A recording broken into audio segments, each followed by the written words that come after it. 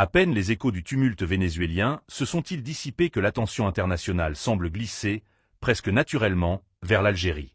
Comme si une mécanique bien huilée s'activait dès qu'un État affirme trop clairement sa souveraineté, les spéculations surgissent aussitôt. Certains évoquent des pressions discrètes, d'autres parlent d'influences étrangères cherchant à souffler à Washington l'idée de reproduire des scénarios déjà vus ailleurs. Les plus audacieux vont jusqu'à imaginer des opérations spectaculaires, dignes de productions hollywoodiennes, visant à provoquer une déstabilisation interne ou une rupture brutale au sommet de l'État. Pourtant, dès lors que l'on dépasse le bruit médiatique pour s'attarder sur une analyse sérieuse, ces hypothèses apparaissent rapidement pour ce qu'elles sont réellement. Des constructions fantasmées, déconnectées de la réalité algérienne et du contexte géopolitique mondial. L'expérience vénézuélienne a servi de laboratoire à une stratégie bien connue. Elle a consisté à transformer d'immenses réserves pétrolières en un simple levier de pression économique, manipulable depuis l'extérieur. En jouant sur les mécanismes du marché, sur les sanctions financières et sur l'isolement diplomatique, l'objectif était de briser l'économie d'un État souverain afin d'en affaiblir la volonté politique. Cette stratégie ne visait pas seulement un pays, mais un principe fondamental, celui du droit des nations à disposer librement de leurs ressources. Elle s'inscrivait dans une tentative plus large de réorganiser l'ordre international, en imposant une vision unipolaire où toute résistance devait être neutralisée, soit par l'asphyxie économique, soit par la pression politique, soit par la fragmentation interne. Dans ce contexte, l'Algérie apparaît régulièrement dans certains discours comme une cible potentielle. Mais cette perception repose sur une erreur d'analyse majeure. Contrairement à ce que laissent entendre certaines narrations simplistes, l'Algérie n'est pas vulnérable parce qu'elle serait faible. Elle est ciblée précisément parce qu'elle est forte. Sa position géographique, son rôle énergétique, sa stabilité institutionnelle et sa doctrine stratégique en font un acteur central dans plusieurs équilibres régionaux et internationaux. Elle constitue à la fois une soupape de sécurité pour l'Europe en matière d'énergie et un pilier de stabilité en Afrique du Nord et au Sahel.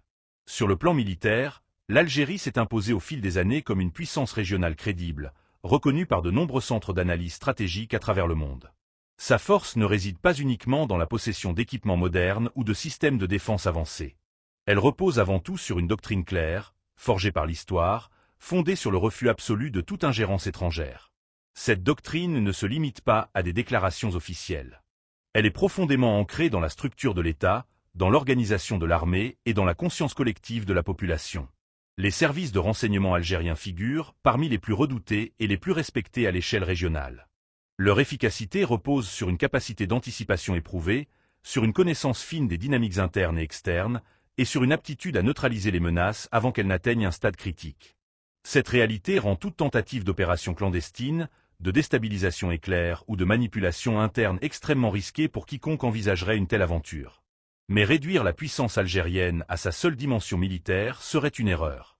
L'Algérie n'est pas simplement un pays producteur de pétrole parmi d'autres. Elle s'est imposée comme l'un des fournisseurs de gaz les plus fiables pour le continent européen. Dans un contexte international marqué par des tensions énergétiques croissantes et par des conflits qui ont profondément bouleversé les flux traditionnels, son rôle est devenu stratégique. La sécurité énergétique de plusieurs pays européens dépend directement de la stabilité algérienne. Toute perturbation majeure de ces exportations aurait des conséquences immédiates et profondes sur les économies européennes, déjà fragilisées par l'inflation et l'instabilité mondiale. Cette interdépendance crée une réalité incontournable. La stabilité de l'Algérie n'est plus uniquement une question nationale.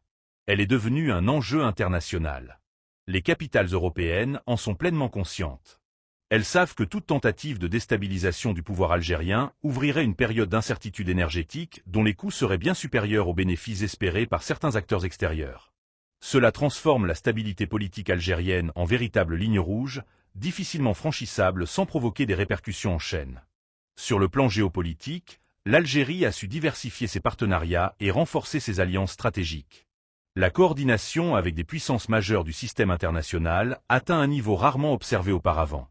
Cette convergence d'intérêts repose sur une vision partagée de la souveraineté, du respect du droit international et du refus des logiques d'imposition unilatérale. Dans ce cadre, l'Algérie est perçue comme un partenaire fiable, capable de jouer un rôle clé dans l'émergence d'un ordre mondial plus équilibré.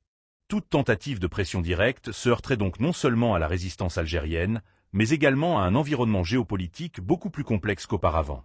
Les rapports de force ne sont plus ceux d'une époque où quelques centres de décision pouvaient imposer leur volonté sans opposition structurée. Le monde est entré dans une phase de recomposition profonde, où chaque mouvement est observé, analysé et, le cas échéant, contrée. Les scénarios évoquant des opérations spectaculaires ou des actions rapides visant à provoquer un changement de régime relèvent davantage de la fiction que de la stratégie réaliste. L'espace aérien algérien figure parmi les plus surveillés et les mieux protégés de la région. Les capacités de dissuasion mises en place rendent toute intrusion extrêmement improbable. Les analyses militaires convergent sur un point essentiel. Toute opération dite chirurgicale serait non seulement complexe, mais exposerait ses auteurs à des risques majeurs, tant militaires que diplomatiques.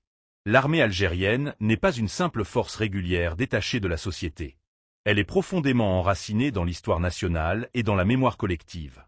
Elle incarne une continuité institutionnelle et une légitimité forgée par des décennies de sacrifices et de lutte pour l'indépendance et la souveraineté. Cette dimension rend toute tentative de fracture interne particulièrement difficile à provoquer de l'extérieur.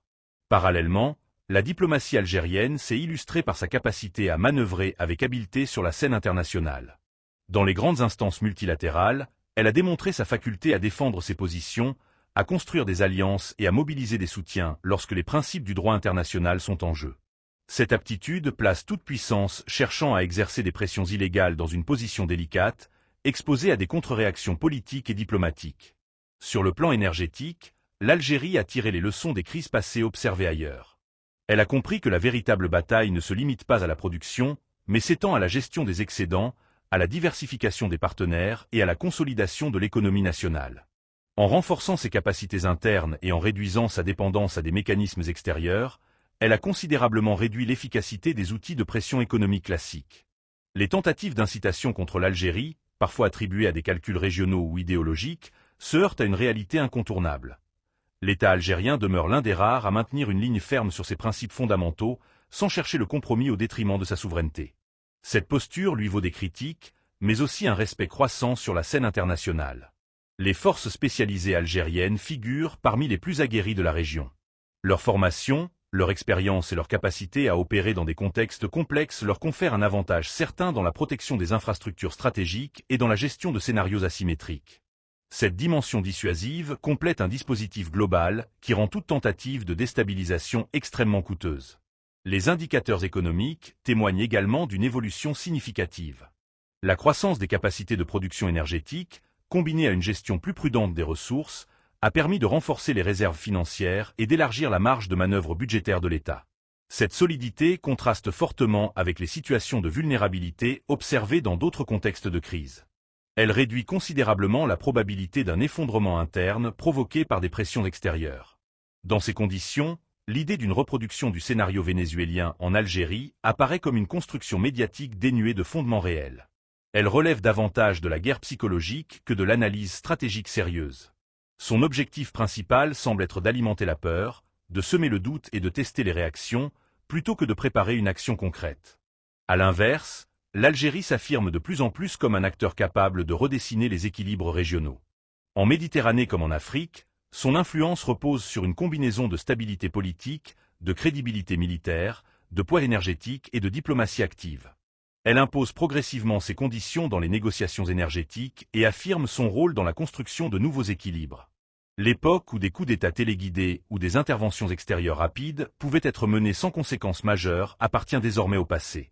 Face à une dissuasion algérienne solide, toute atteinte à la souveraineté nationale se transformerait en aventure aux répercussions imprévisibles, tant sur le plan régional qu'international. L'Algérie n'est pas le Venezuela. Les contextes historiques, politiques, économiques et géographiques sont radicalement différents. La Méditerranée n'est pas la mer des Caraïbes, et les équilibres qui s'y jouent obéissent à des logiques bien plus complexes.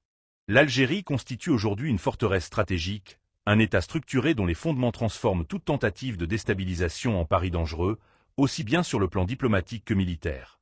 Dans ce nouveau paysage mondial, penser pouvoir réduire l'Algérie à un simple pion énergétique ou à une variable d'ajustement relève d'une grave erreur d'appréciation. Le pays a démontré qu'il possède les moyens, la volonté et les alliances nécessaires pour défendre sa souveraineté. Toute tentative visant à transformer ses ressources en armes contre son propre peuple se heurtera à un mur de résistance politique